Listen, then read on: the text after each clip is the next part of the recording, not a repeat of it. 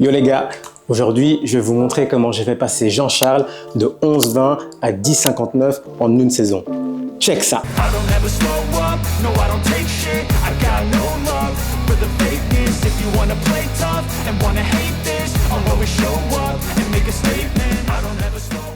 Alors je vais découper la vidéo en 4 parties. La saison 1, la saison 2, la saison 3 et la conclusion. Let's go. Alors pour la petite présentation, Jean-Charles c'est un athlète qui a commencé l'athlétisme en scolaire 2, donc pour les Français en cadet 2, avec un autre coach que moi. Pour sa première saison, il a fait 11,42 et 23,22. Puis en junior 1, il a fait 7,16, 11,42 et 22,97. Après ça, il a arrêté d'athlète pendant 7 ans. J'étais pas encore coach à cette période-là, mais j'avais bien capté qu'il était doué. Et que même s'il avait le potentiel de prendre ma place de meilleur sprinter du club, il fallait pas gâcher ce talent. J'ai donc essayé de le remotiver pendant ces 7 années, mais sans effet. Mais un beau jour, il s'est ramené sur la piste avec comme objectif de s'entraîner pour faire de la performance avec comme coach, quel honneur, moi. Sauf qu'il était loin de se douter que ça allait être un peu plus compliqué que ce qu'il pensait. Bah ouais, vu qu'il a arrêté d'athlète pendant 7 ans et pendant cette pause de 7 ans, il ne faisait pas du tout de sport.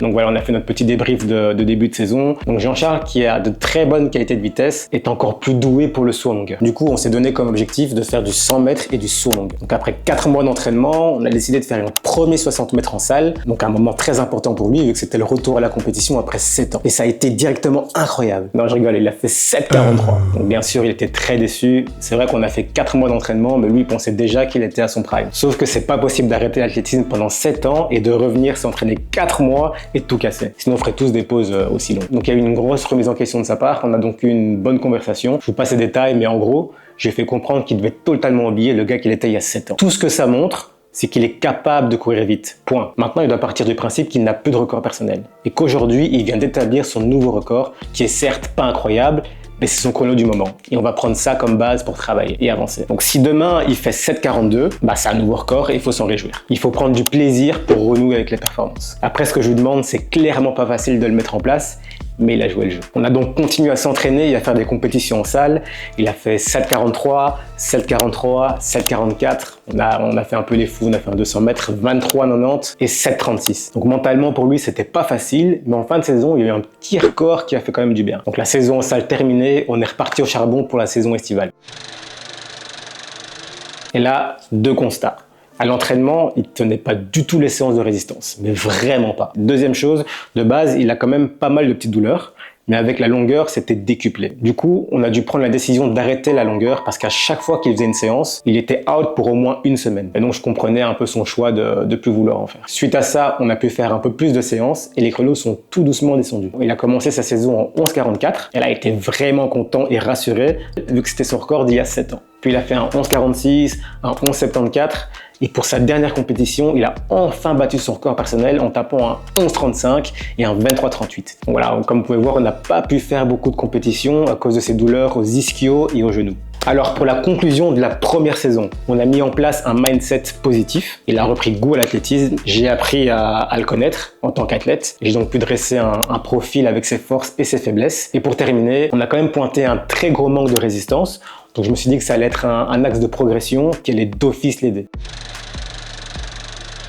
Pour cette année, j'ai mis l'accent sur la résistance, avec comme logique que s'il faisait un peu plus de résistance, il tiendrait un peu mieux les séances. En salle, finalement, c'est un peu le même schéma, donc pas beaucoup de progression, mais quand même. Donc il a fait 7,36, 7,35, 7,26, 7,29 et 7,34.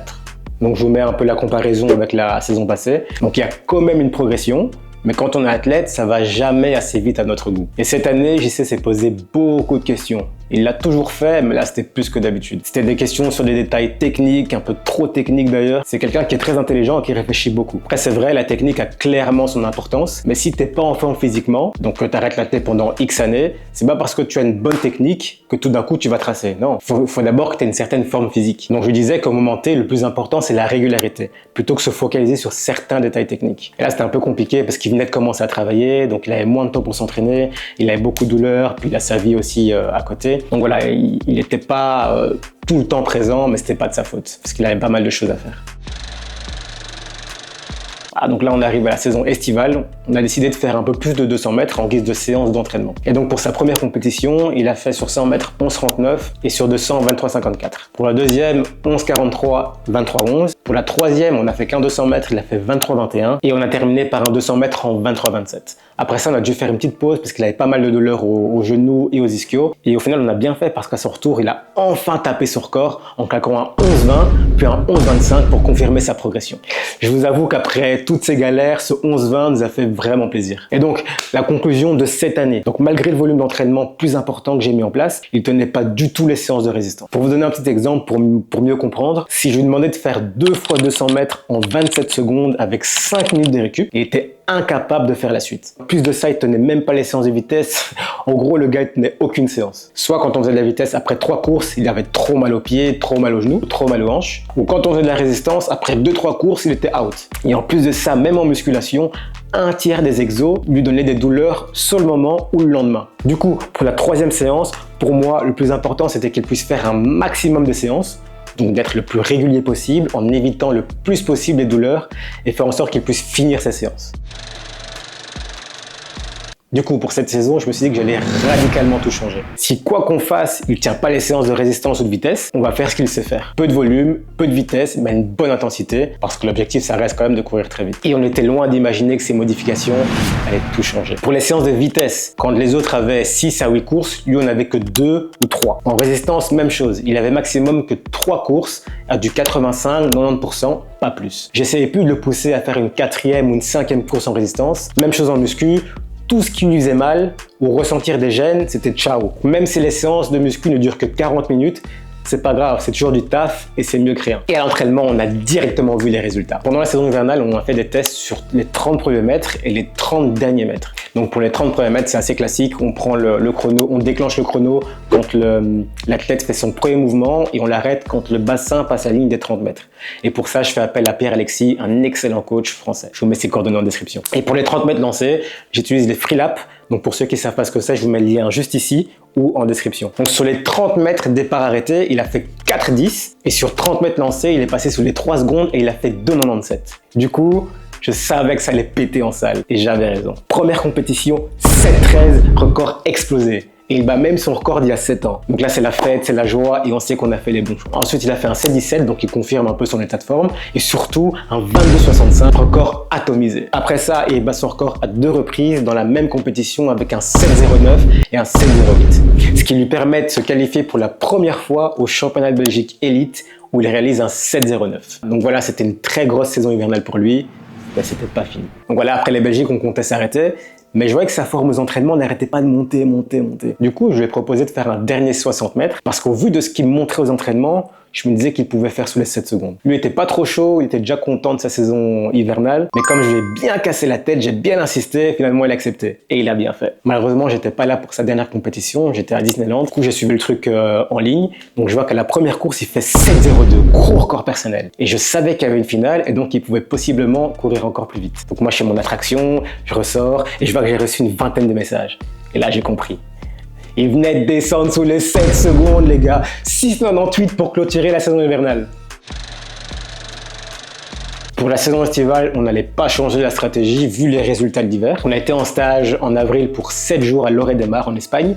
C'était un stage incroyable. Donc si jamais vous voulez le voir, je vous mets la vidéo complète ici en fiche ou le lien en description. Donc lui, il nous a fait un stage vraiment costaud. Alors qu'on a limité le volume aux entraînements, il a énormément progressé en résistant. Lui qui galérait à faire, comme je vous avais dit, 3 fois ou 2 fois 27,5 avec 5 minutes de récup sur 200 mètres. Au stage, il nous faisait des 3 fois 150 en 16,30, certes avec full récup, mais c'est quand même un tout autre niveau. Ses performances en stage me laissaient penser qu'il pouvait s'approcher des 10,70 cette année. Et qu'est-ce qui s'est passé cette saison? Première compétition, les gars, il a tapé un 10,70.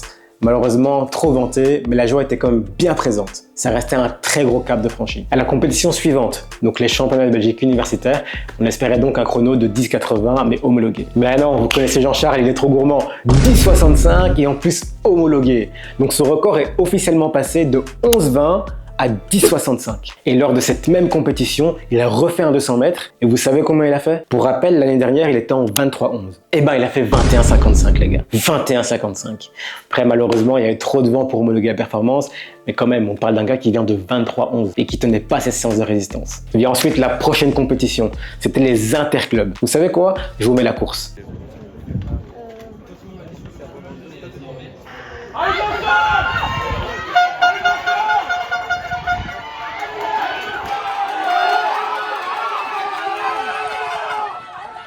10,53 les gars.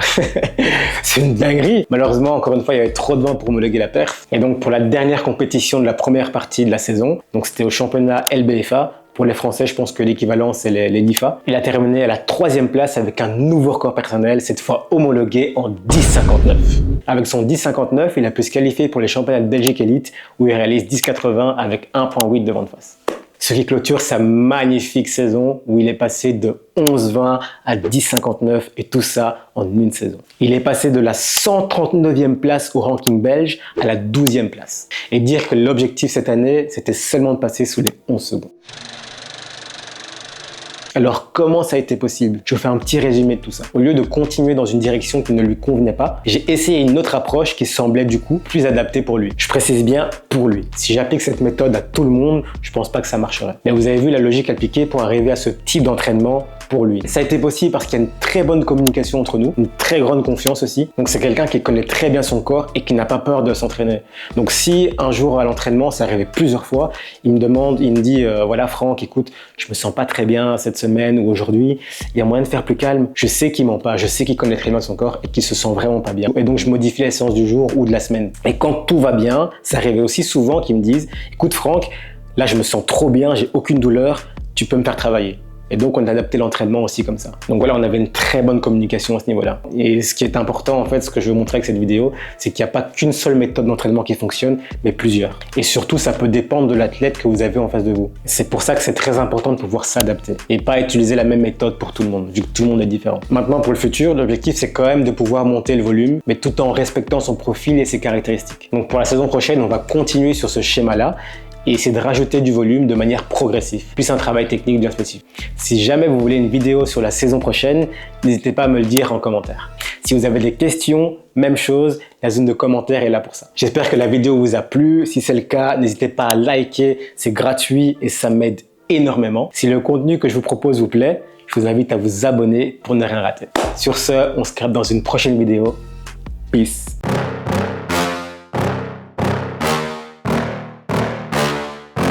Yeah. Please tell me that I can't, that I won't, that I fail, that I'll never make it out, yeah.